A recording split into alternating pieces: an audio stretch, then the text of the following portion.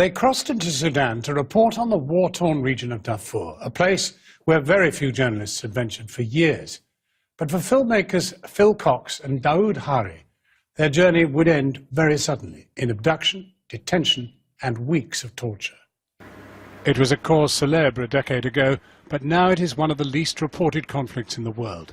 Since 2003, the Sudanese government has been fighting tribal groups in Darfur, a vast piece of land on its western border. Some 300,000 people have been killed and 2 million forced from their homes. Government militia or Janjaweed have been accused of numerous war crimes.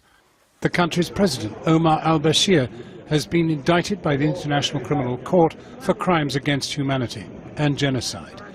He has always denied the claims, but this year his fortunes appeared to change.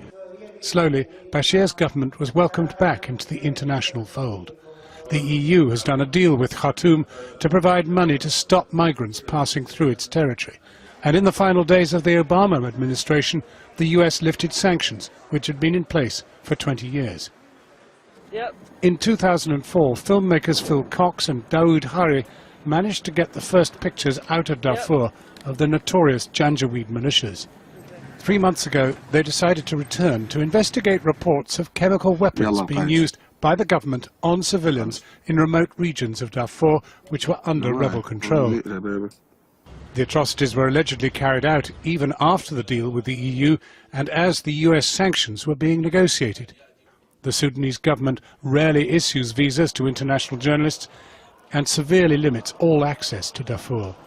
So they had to cross from Chad undercover with a rebel escort. But things didn't go as planned.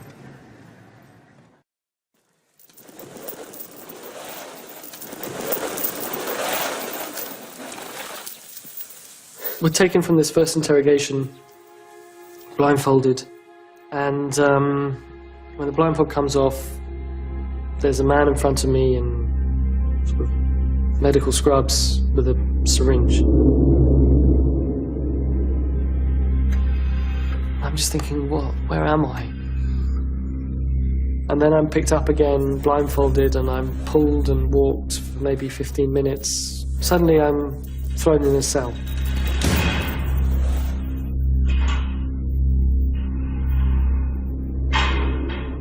And that was the last time I saw Daoud.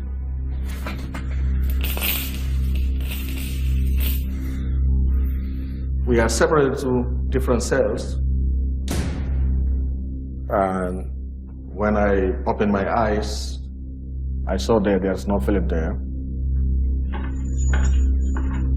And Sudanese intelligence around me, and they're beating me, and while they were beating you, and they ask questions, and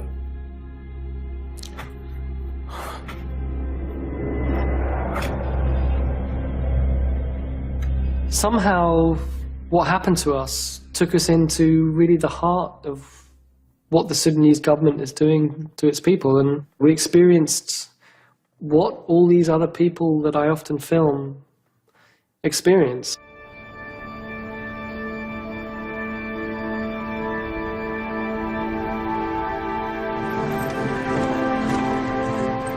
I am in Darfur to investigate alleged human rights abuses with producer Daoud Hari. I had worked with him since the beginning of the war here in 2004. He had always taken care of me when we were covering that bitter conflict where hundreds of thousands had died.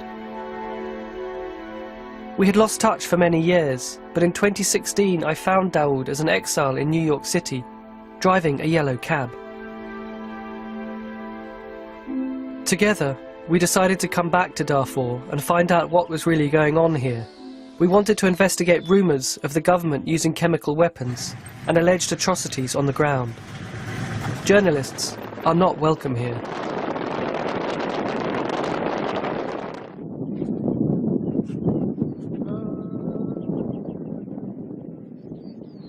a little bit strange. We need to wait until a little dark come, then cross.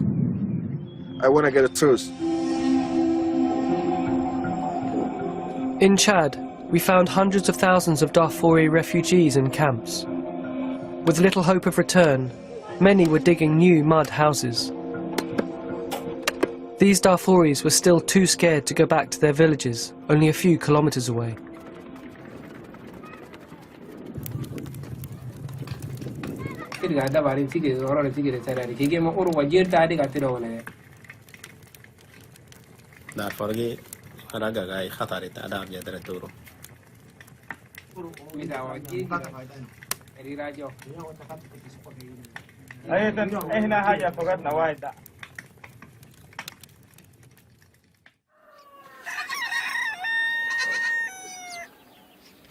So we're just waking up in the Darfuri refugee camp here in Amnabak, and we're about 40-50 kilometers away from the Sudanese border now, which is just straight to the east. And we'll start making our way across and try and prepare for a crossing late tonight.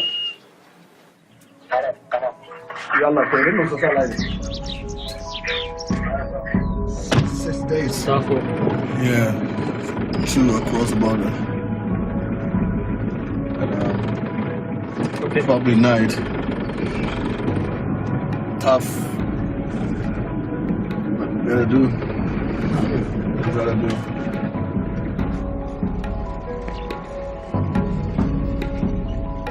The Sudanese Liberation Army, who have been fighting the government for 14 years, offered us an escort. Our mission now was to travel deep into Darfur, some 600 kilometers, and reach a chain of mountains called the Jebel Mara, one of the last rebel outposts, and where the government has allegedly targeted civilians. So, it's after 5 years, 6 years, the government closed the border. It's not let anybody in, foreign journalists, especially foreign journalists, and they will not get any stories, and they will not get anything happen here. Now I'm here. We want to get those truths out. As we headed south deeper into Darfur, helicopters started to fill the skies, always close to our location. We began to suspect we were being tracked.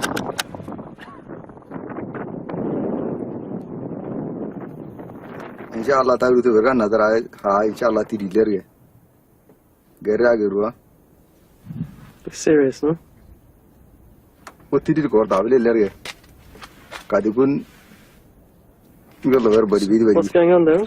So, right now, the commander is talking with another commander of the fields. It's a government offer for the Janjaweed to hunt it white guy journalists inside Darfur. What?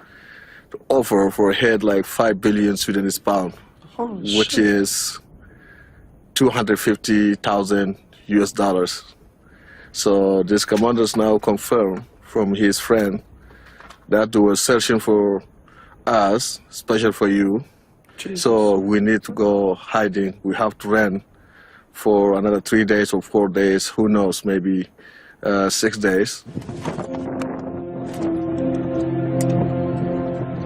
Okay, yellow. So it becomes apparent that we're being hunted, with government forces surrounding us. All our routes out of Sudan are now cut off.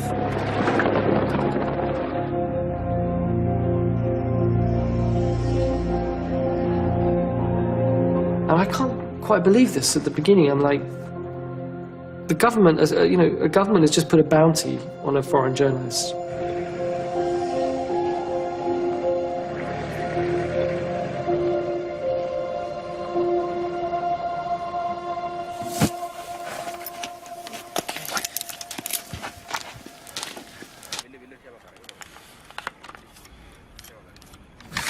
So we're hiding, basically. So everyone in the area has gone crazy to try and find us. So we're going to try and lie low for a few days.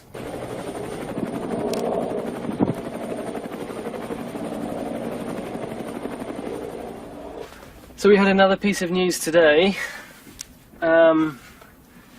which is not good. Which is basically this SIM card, which is my Thuraya SIM card. And we've learned through the rebels' contacts that they have inside some of the government areas here that they've been tracking my phone. We dumped the phone, desperate to avoid capture by the notorious government-backed militia called Rapid Force. Unable to turn back, we left our rebel escort and decided to travel with the smuggler to the final stages into the Jebel Mara mountains. As soon as I'm in his car, it's a different feeling, there's a change. Even though your intuition tells you something, when you're in these situations, you can't go back. You can't step off the boat. Once you've made the decision, you're on that road. Dawood and I are now with the smuggler, and we're passing through this mountain road. We've been going about an hour. Suddenly this flash of lights in front of us, guns go off, bang, bang, men run to the side of the car.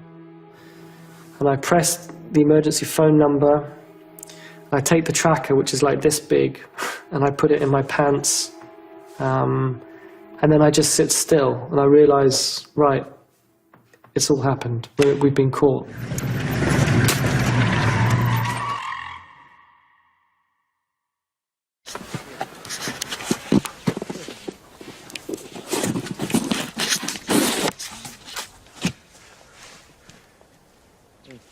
So, 3 nights ago we got stopped at a roadblock and basically kidnapped.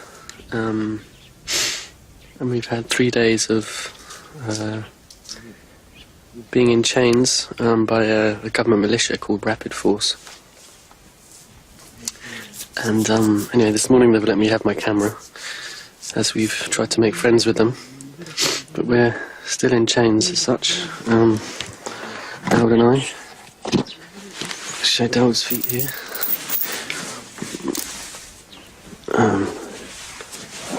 And mine.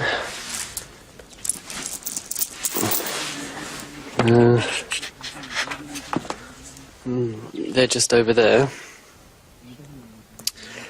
And we don't know if we're going to be sold to the government of Sudan or if we're going to be set free, because the militias are no real friends of the government themselves.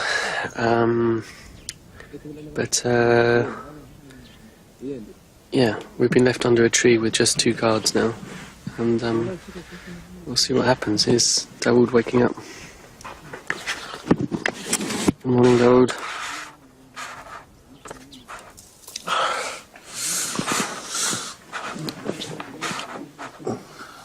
How are you feeling? Not good. How many days kidnapped now? 4 days. What did they do to us? Nothing, just chain, tied. They beat you at the beginning, though, in the car. Yeah. Dawood and I had now become hostages. Our fate now rested with these young militia kidnappers.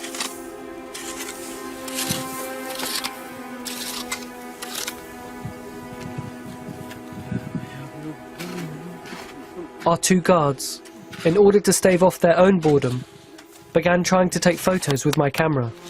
Give me. We're just here with the...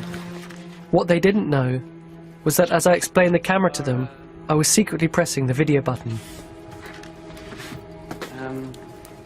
So our kidnappers are now behind the camera. Okay. As we're...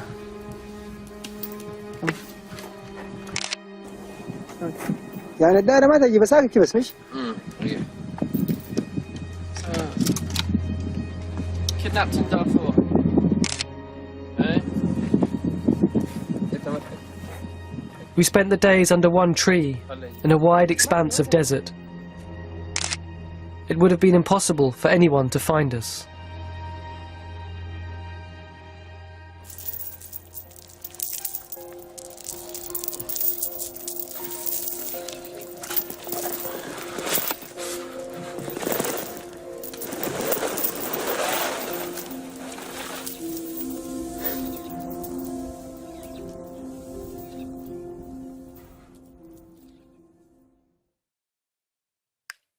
Phil and Dawood's harrowing story continues tomorrow. In part 2, they find themselves in the hands of the Sudanese security forces in Khartoum.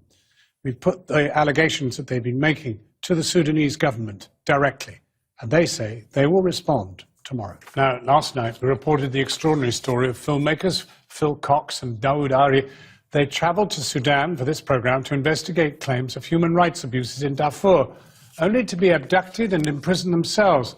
We've heard about the first part of their ordeal when they were held hostage by a militia loyal to the government. Tonight we hear their account of how things went from bad to worse when they ended up in the hands of the Sudanese security services in Khartoum.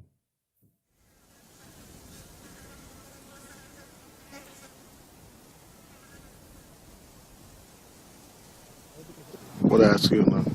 Hey, Philip, what do you after 4 days here in your chains? After 4 days, I feel, well, the first 2 days, the first day they bound us up in chains to a tree in the sun, which was pretty brutal. And then as their commanders negotiate somewhere else, the two guys here, our guards under the, they've got a bit bored, so they've become nicer and nicer to us, really.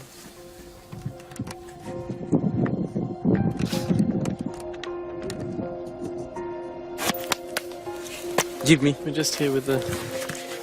After 3-4 days, then Philip asking the kidnappers, and they brought the camera to Philip. Like he pretending and he wanna teach them. They don't know. Philip recording. So our kidnappers are now behind the camera. Okay. As we're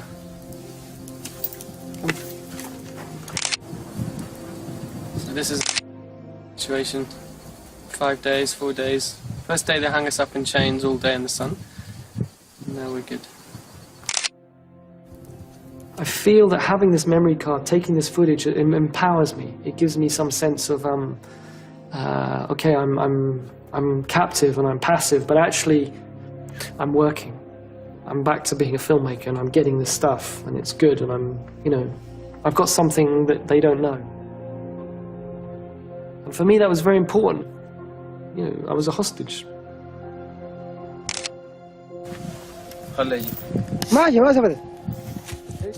Sometimes Philip is recording us where we are. He take the SIM card. I knew this SIM card. What do you want to do, Philip? He said, I will hide it.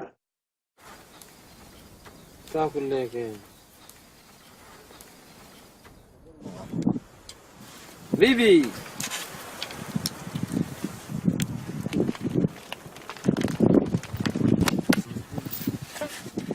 Philip, Yeah. how does it feel to be a hostage in my country? I mean, it's been shattering. But it just shows what, how scared this government are. Any journalist, any independent assessment of what's happening in Darfur in 2017. And you, Dawood? You're gonna be handed to government. Maybe they will get me free. I don't know where I go.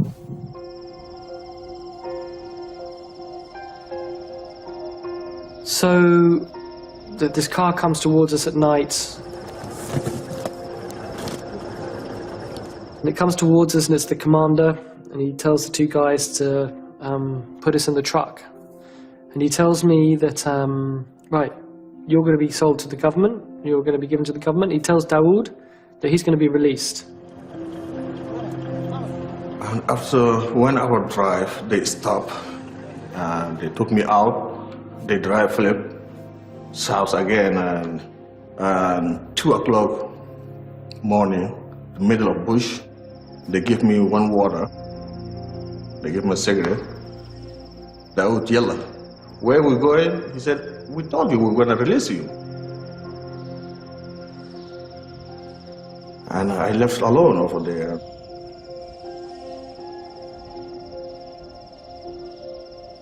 I can't walk, and I left Philip middle of nowhere. So I start fire my cigarette and keep looking at the stars. This is my first time we separated, and suddenly I felt I was very alone.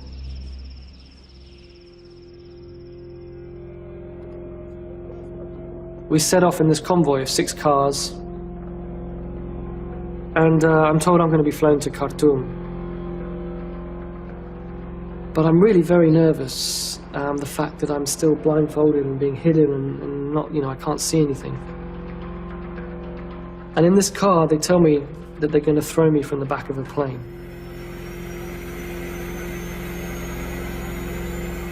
I can't see, but I feel I'm brought onto a plane and I hear this big sound, whirring sound, like there's a ramp. And I feel the webbing, and I wrap my arms in all the webbing. And I really beg them. I say, please, please don't kill me. Please take me off this.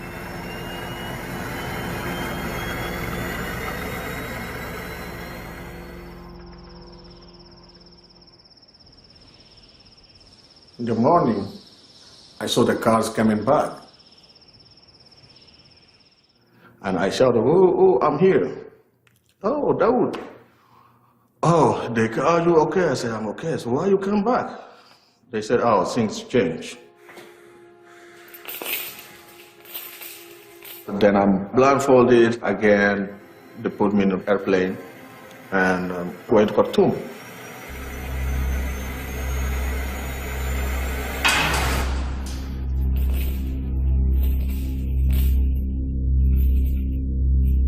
We're brought into what I feel is, or sense, is like this big space. I'm blindfolded, but the floor there's an echo, and I'm forced down into this sort of kneeling, stress position, and my blindfold's taken off, and I'm facing a wall. And I look to my left and right, and it's a corridor, and then I see on my left is Dawood.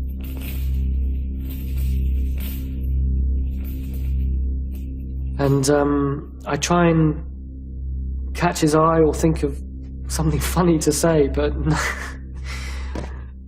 I can't say anything. I just say, this is shit. That was the last time I saw Dawood in prison. A bunch of Sudanese intelligence around me, repeating me, and it's like I have a fever, 200 degrees. Torture is like hell. I've been tortured in 2006. I came again. I ran away from the country. I came after 14 years. And then again to this. This is, come on. And I realized that this is the beginning of something new. This is now an interrogation.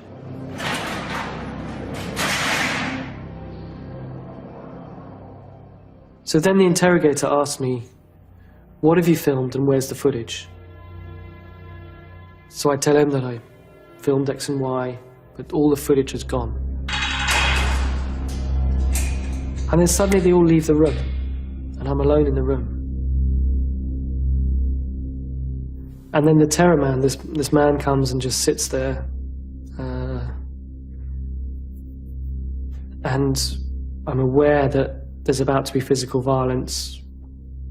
So I want the others to come back, and I say, I'll carry on talking.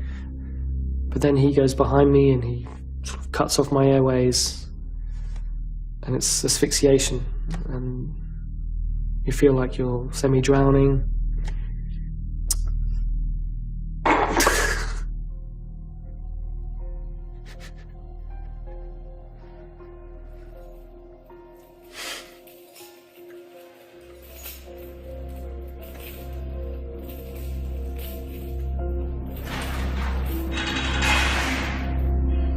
As this was going on, I knew I had this footage hidden inside me.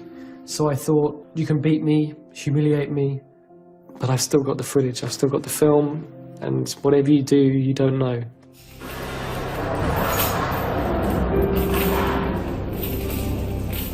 threw me in a cell, a small cells, 4x4, I guess.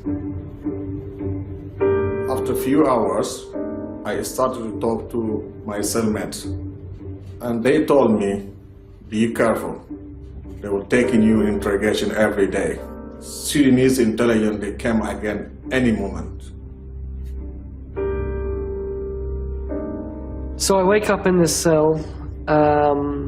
There's some sort of light coming in, and there's a man next to me who shares his blanket with me, and he immediately tells me to stand up. He gives me a toothbrush, and he makes me clean myself and stand up and, you know, just not lie in the corner as a victim.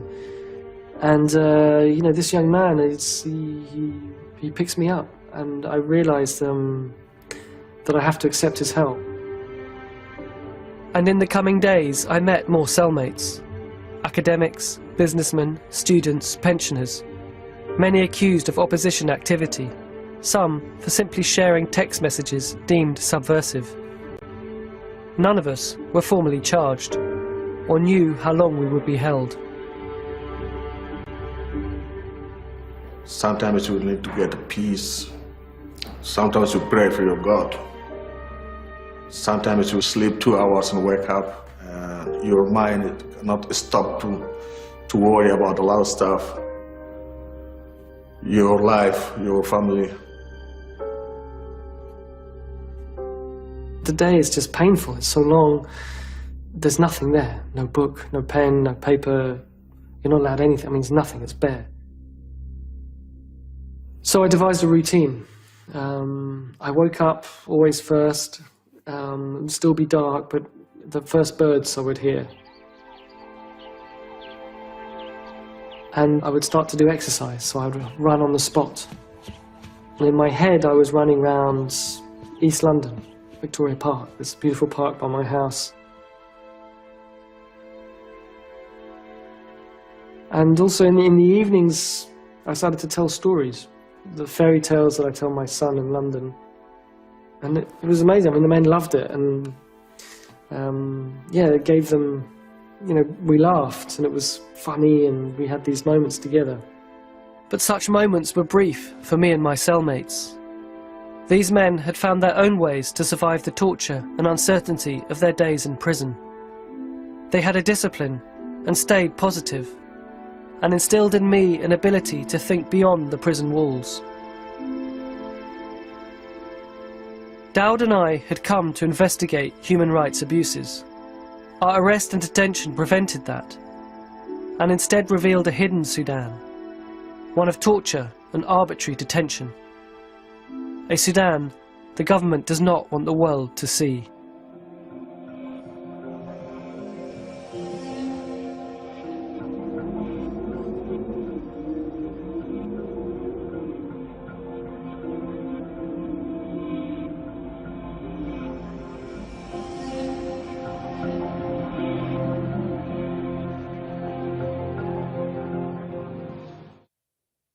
Well, earlier I spoke to Khalid Al-Mubarak, the press attaché to the Embassy of Sudan in London, and to Dame Rosalind Marsden.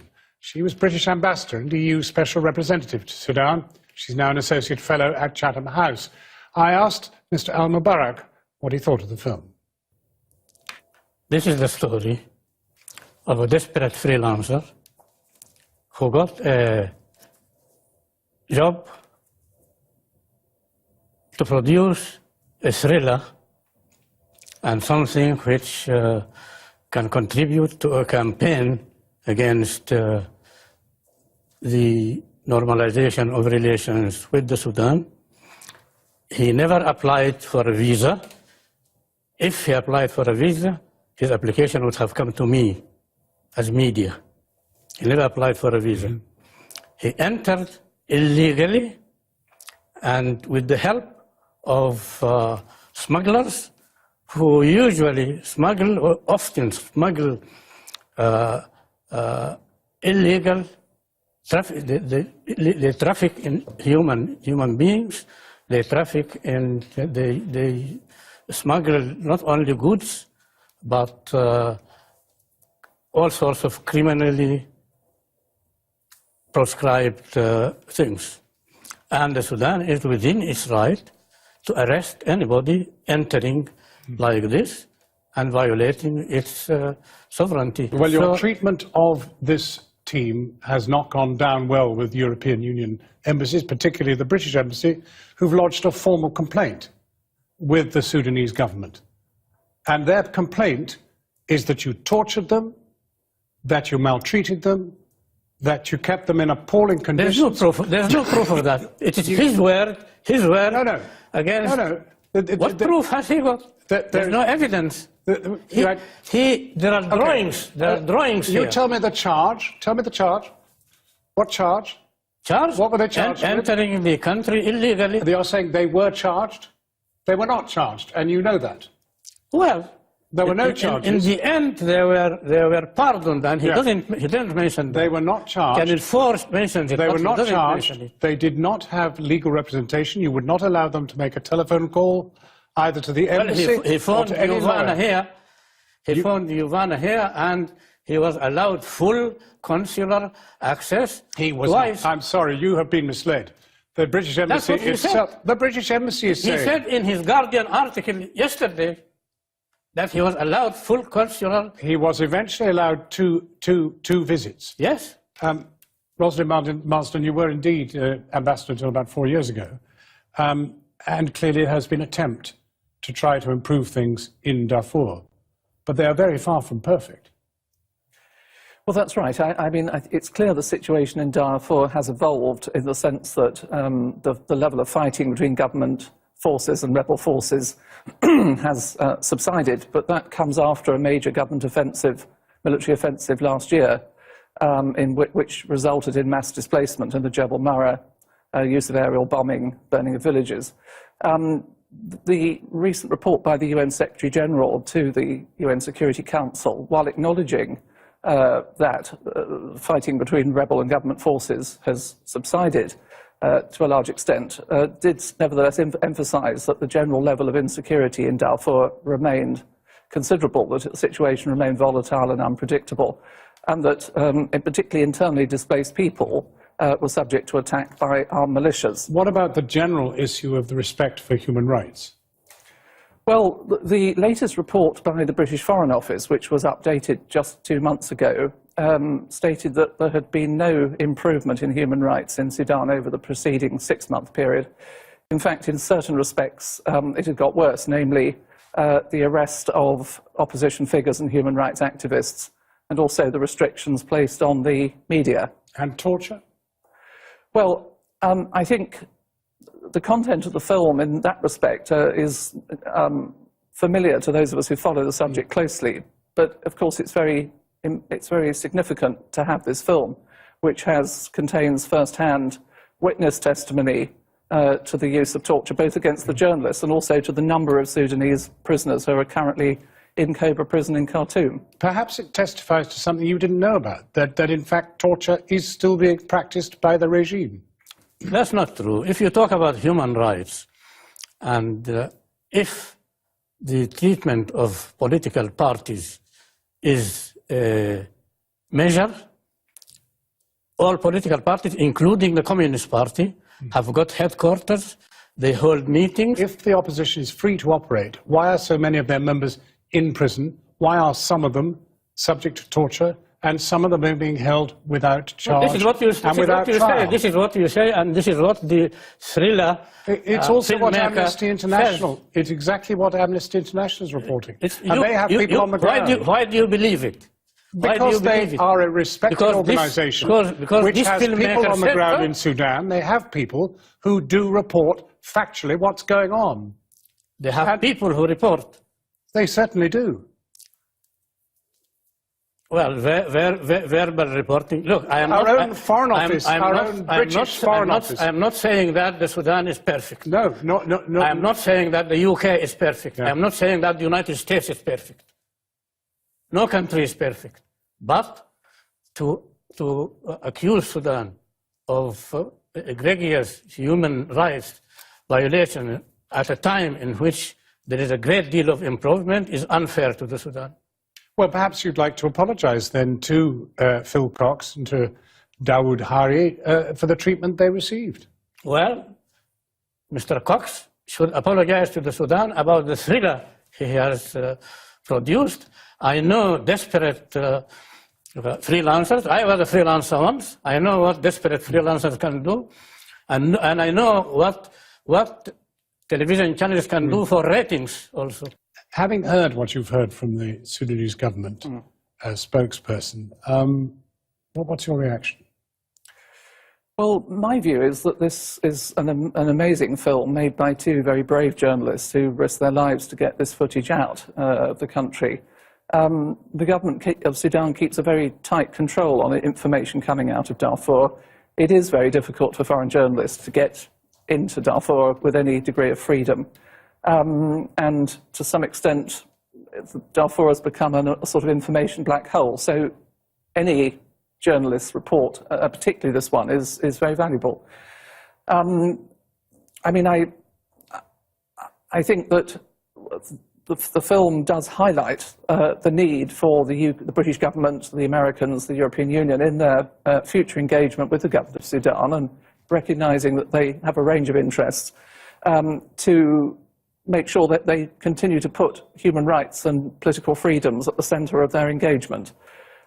Because if one is to find a solution for the problems of Sudan, and in particular to try to end the conflicts and address their root causes, it's very important that the government of Sudan should try to create a more conducive atmosphere respecting basic freedoms, and that the international community can, I think, work with redoubled energy to try to achieve a comprehensive and inclusive peace process. Dame Rosalind Marsden, the former British ambassador to Khartoum, and Khalid Al-Mubarak from the Sudanese embassy here in London.